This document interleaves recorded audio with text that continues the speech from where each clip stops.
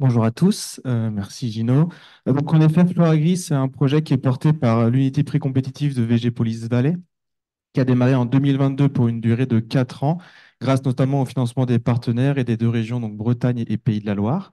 Il a démarré suite à une étude préliminaire de 6 mois et il vise donc à explorer la production d'une première offre de semences herbacées sauvages d'origine locale pour leur intégration sous la forme de mélanges fleuris implantés en bord de parcelles ou en interrang de milieux agricoles au sein des zones biogéographiques Massif armoricain et Bassin parisien sud. Alors, quelques explications des termes s'imposent là, je pense.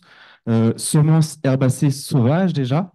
C'est-à-dire qu'on va ici collecter des graines de fleurs herbacées naturellement présentes dans le milieu naturel afin que ensuite les multiplier en essayant de ne pas les sélectionner pour que ces semences finalement produites gardent leur écotype sauvage, leur diversité intraspécifique qui fait finalement tout l'intérêt de leur utilisation pour accroître la biodiversité des milieux agricoles ensuite. D'origine sauvage ou au sein des zones biogéographiques massif américain et bassin parisien sud. C'est-à-dire qu'on se base ici sur une cartographie qui est affichée à l'écran, qui découpe la France en 11 régions. Et nous travaillons à l'échelle des régions administratives Bretagne et Pays de la Loire, qui correspondent finalement à cette localité, et donc en partie à ces deux régions biogéographiques que j'ai citées.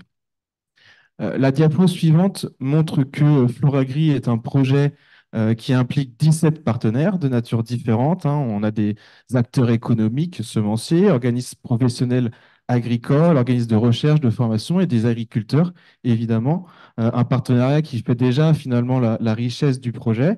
Certains collectent dans le milieu naturel, certains euh, cherchent à optimiser les itinéraires techniques de multiplication, certains implantent les bandes fleuries et suivre leur évolution après que tout le monde ait été mis autour de la table pour participer à la construction collective de ces fameux mélanges fleuris.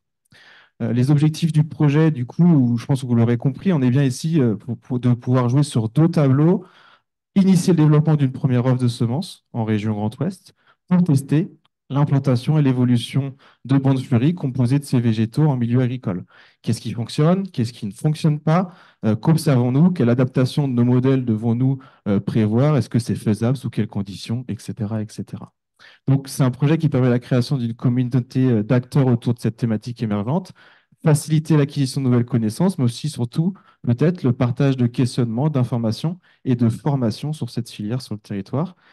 C'est un projet qui se terminera en 2026. Plusieurs livrables seront disponibles à tout à chacun à l'issue du projet, y compris en dehors du partenariat. Vous le voyez sur la diapositive, je peux citer notamment un catalogue de références de méthodes de collecte efficientes pour une quinzaine d'espèces, des protocoles partagés de levée de germination, de gestion de l'enherbement, de méthodes de collecte, de récolte, etc. Et des nouveaux projets qui sont d'ores et déjà en réflexion. Dès à présent, vous pouvez faire un tour sur le site internet pour avoir plus de détails. Je suis aussi là ce midi. Il y a un premier livrable de formation avec 5 jours qui démarre lundi prochain. Donc, si vous êtes intéressé par le sujet, n'hésitez pas. Et voilà, déjà 2 ans. Et je remercie aussi tous les partenaires. Je sais qu'il y en a qui sont présents dans la salle de ces 2 riches années qui ont démarré et encore 2 à faire. Merci.